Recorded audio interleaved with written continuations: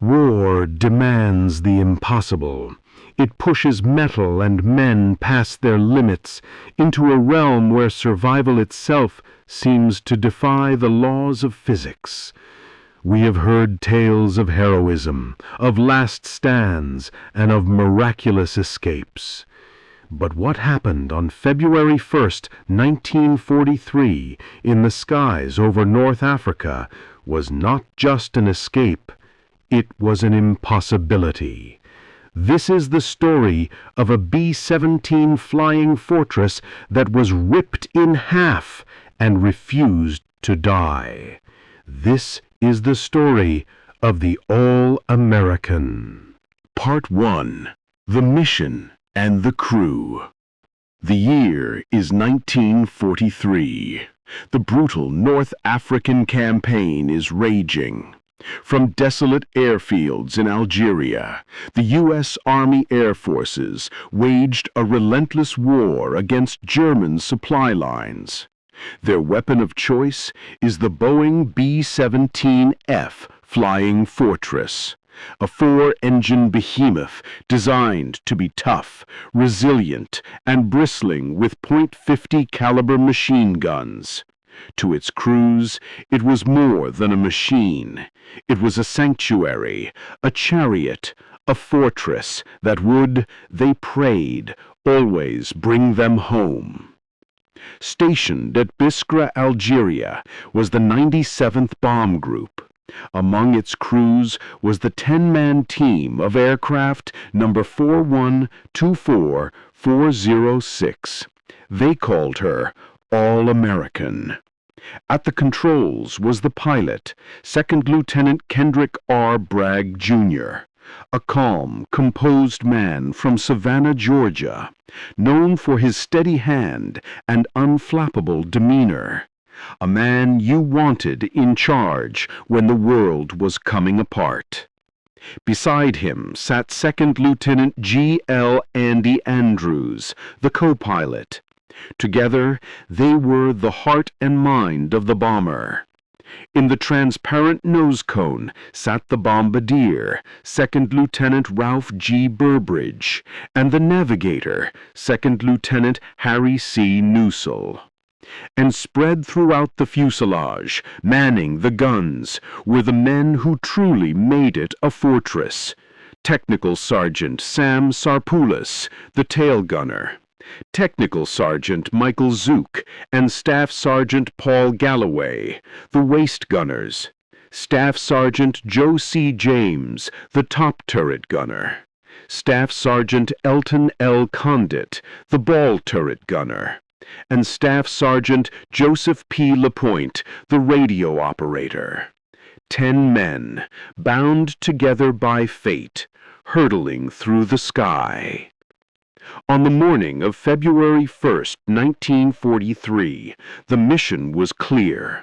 Fly deep into enemy territory to strike the critical German-held seaport of Tunis. Disrupting this supply hub was essential to the Allied ground forces.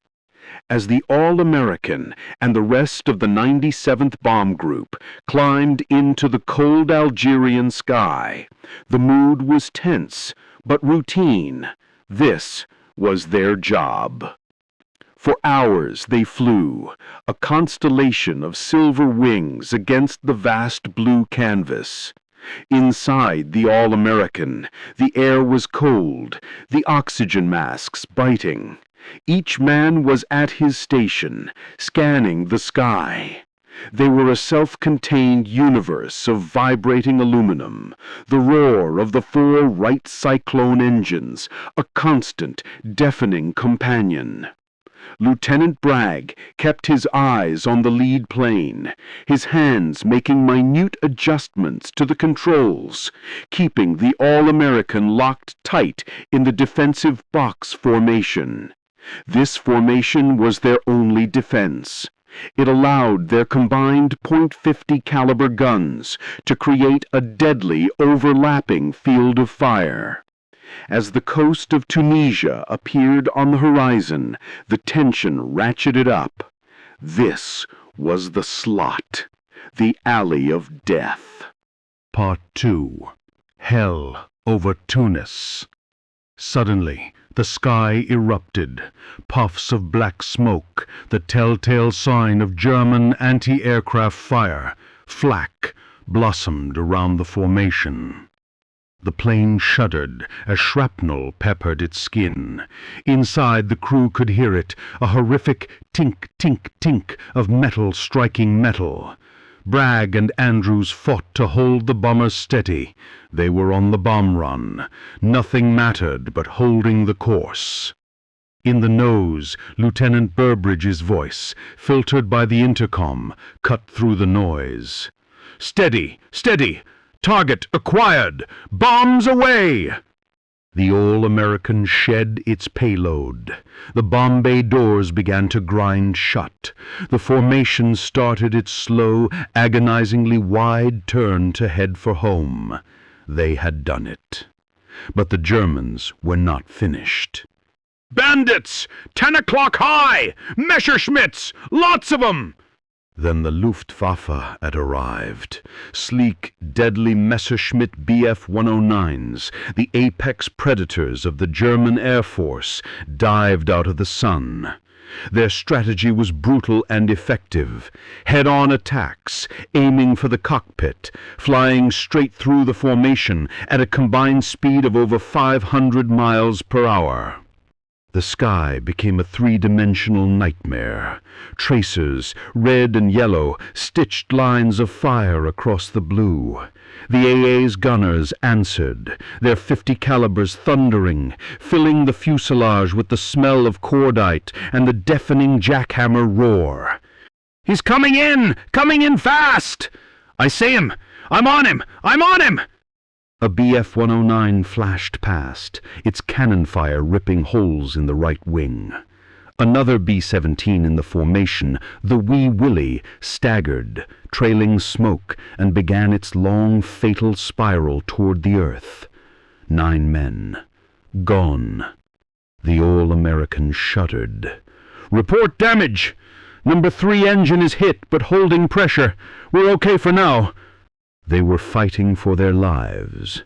The gunners, freezing in the open waist positions, swung their heavy guns. The top turret spun, tracking a fighter. The ball turret below spat fire at the attackers from beneath. For several agonizing minutes, the B-17s held together, their combined firepower driving the German fighters back. The first wave receded. A collective, shaky breath. They were still flying. But one German pilot, perhaps wounded, perhaps blinded by rage or a shattered canopy, was not finished. He banked his damaged Bf 109 hard, separating from his squadron, and turned back. He lined himself up with the All-American. He was coming straight for them. Part 3. The collision. In the top turret, Sergeant Joe James saw him first, a lone fighter, growing larger in his sights at an impossible speed. "Bandit, 12 o'clock! He's not turning! He's not turning!" Bragg and Andrews, blinded by their own plane's nose, couldn't see him. The gunners in the front opened up, a torrent of lead streaming toward the oncoming fighter. But it was too late. The German pilot was committed, his 20mm cannons blazing. The Messerschmitt, traveling at over 250 miles per hour, slammed into the All-American. But it didn't hit the cockpit. It didn't hit the wing. In a horrifying, 1 in a billion impact, the Bf 109 passed over the main fuselage and under the high-tail stabilizers. The German fighter's wing sliced through the All-American's thin aluminum skin like a cleaver. The Bf 109, its wing sheared off, exploded in a ball of fire. Inside the B-17, it was Armageddon. The bomber was thrown into a violent, snap-diving roll. Men were tossed like rag dolls. Loose ammunition boxes, equipment, and shell casings were flung against the roof. In the cockpit, Bragg and Andrews were thrown against their controls. The B-17 was plunging toward the ground, completely out of control. "My God, fight it! Andy, help me!" They grabbed their yokes, planting their feet on the instrument panel for leverage, pulling with all their strength. The plane was in a death dive. The G-forces were immense. Slowly, agonizingly, they wrestled the bomber out of the dive, its wings screaming in protest. They were flying level. But something was terribly, terribly wrong. "Damage report. What was that? What did we hit?" The intercom was a flood of panicked, overlapping voices, but the calmest, most terrifying report came from waist gunner Michael Zook. "Pilot from waist, sir, you're not going to believe this. The tail, sir, it's gone. The whole back of the plane is gone." A gaping hole, over 16 feet long, had been ripped out of the rear fuselage. The left horizontal stabilizer, the entire left half of the elevator that controls the plane's altitude, was completely missing. The right stabilizer was crippled, hanging by a thread. The vertical rudder was shattered, its control surfaces shredded. The only thing connecting the tail gunner's small compartment to the rest of the plane was a thin, 2-foot-wide strip of metal flooring. The AllAmerican was flying without a tail. Aerodynamically, this was not possible. A plane in this condition should, by all laws of aviation, tumble end over end to its destruction. But it wasn't. It was, somehow, still in the air. The fight in the cockpit. In the cockpit, a new, colder terror set in. Lieutenant Bragg moved the control yoke. Nothing. He kicked the rudder pedals. They swung loose, disconnected. "No controls. Andy, I have no elevator, no rudder. The cables are cut." They were flying a 25-ton brick. They could not steer, they could not climb or descend. They were at the mercy of the wind. For a moment, there was only the roar of the engines and the sound of their own breathing. They were 70 miles from their base, over hostile territory. And then, Kendrick Bragg, the calm man from Savannah, did the impossible. He realized that while he couldn't control the surfaces of the plane, he could still control its engines. He had 4 of them. He and Andrews placed their hands on the 4 throttle levers. If they wanted to turn left, they would reduce power to the 2 left engines and increase power to the 2 right engines, forcing the plane to skid through the air in a turn. If they wanted to climb, they would gun all 4 engines, using raw thrust to push the nose up. To descend, they'd do the opposite. They were no longer pilots. They were artists, balancing on a knife's edge. "Okay, Andy, easy. Pull back throttles on 1 and 2. Just a bit. Just a bit. Now push on 3 and 4. Watch the nose. Watch it." It was a monstrously difficult task. Every adjustment was a guess. Every correction risked sending them back into an unrecoverable spin. For 90 minutes, Bragg and Andrews fought this battle. Their muscles burned.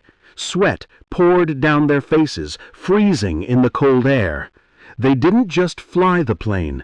They willed it to fly, wrestling it through the sky one tiny, terrifying adjustment at a time. They were flying the unflyable. 4B. The Rescue in the Tail. While the pilots fought for control, a different kind of horror was unfolding in the back. The wind howled through the new massive hole in the fuselage at over 150 miles per hour. The temperature was well below freezing, and the tail gunner, Technical Sergeant Sam Sarpoulas, was gone. His compartment, now an island of twisted metal, was empty. The waist gunners, Michael Zook and Paul Galloway, stared in horror at the chasm. Then they saw it. A flash of movement outside the plane. Sarpoulos had been blown out of his turret. He was hanging upside down in the violent slipstream, his legs snagged in the wreckage, his parachute harness somehow still clipped to the plane. He was being slammed against the shattered fuselage, seconds from being torn away. With no thought for their own safety, Zook and Galloway acted. They grabbed parachute harnesses, clipping them to the machine gun mounts to use as lifelines. They crawled to the edge of the jagged, screaming hole.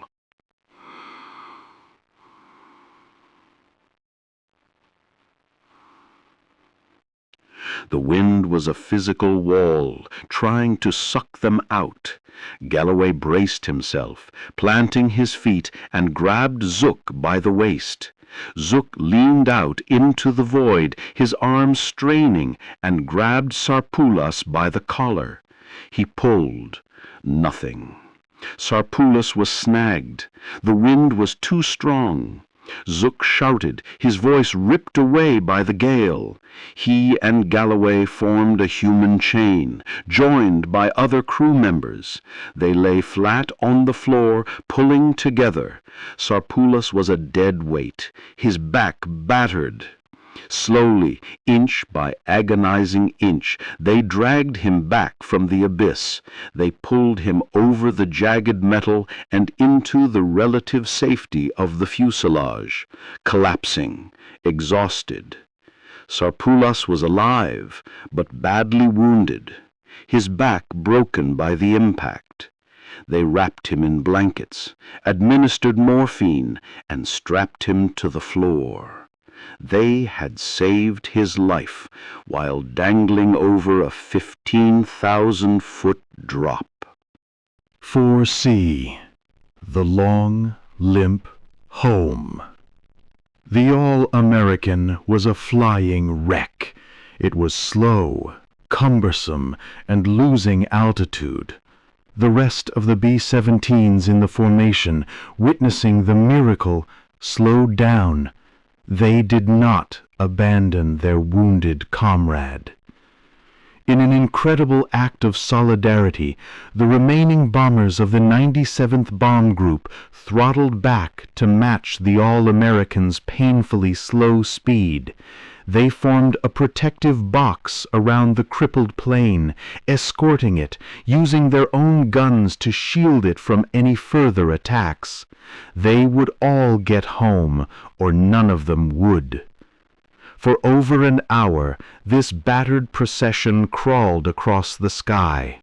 Bragg and Andrews, their arms aching, their minds numb with focus, kept the plane balanced. They navigated 70 miles of enemy territory.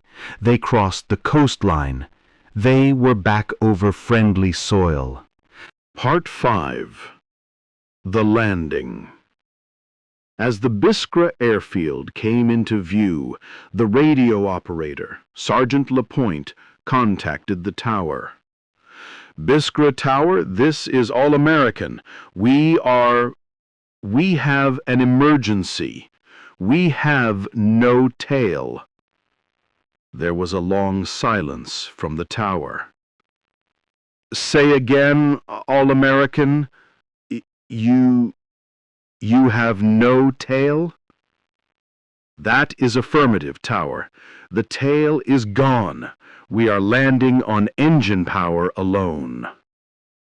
On the ground, all activity stopped. Ambulance crews, firefighters, and ground crews raced to the edge of the runway, staring in stunned disbelief.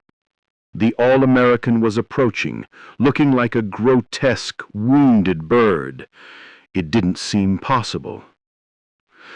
The final challenge was landing. Without a tail, Bragg had no way to flare, to lift the nose up and gently settle on the rear wheels. He had no flaps to slow down. He would have to come in hot at a dangerously high speed. He and Andrews began the delicate process. Throttles back, slowly, let the nose drop, add power to catch it. They were flying the engines, not the plane. The runway rushed up to meet them. "Okay, Andy, get ready to cut power. On my mark, now!" The AllAmerican slammed onto the runway, its tires smoking. It bounced, skidded sideways, and careened down the tarmac, threatening to cartwheel.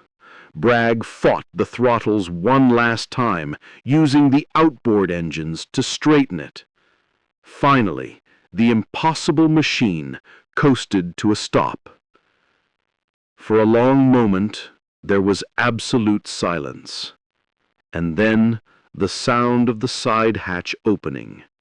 Bragg and Andrews, soaked in sweat, their bodies shaking, practically fell out of the plane. The rest of the crew, battered and bruised, emerged carrying their wounded tail gunner. They had made it. All 10 men were alive. Part 6. The Legend. The ground crews approached the B-17 with a sense of reverence. They walked around it, touching the shredded metal, staring at the sky through the hole where a tail used to be. The group's engineers inspected the plane. Their conclusion was simple: it should not have flown. By every calculation, by every law of aerodynamics, the removal of the tail should have sent the plane into an immediate, non-recoverable spin. Lieutenant Bragg, in an act of incredible understatement, simply said, "She just wanted to fly, I guess."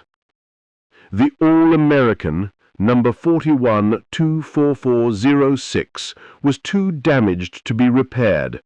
It would never fly again. But its legend was born. A photograph was taken that would become one of the most iconic of the war. Lieutenant Bragg standing next to the shattered tail, his hand resting on the AllAmerican emblem, a testament to the toughness of the B-17 and the iron will of its crew. The story of the AllAmerican became a symbol. It was proof that even when cut to pieces, even when all hope seemed lost, the combination of brilliant design and human courage could achieve the impossible. It was a miracle, built of aluminum and flown by heroes.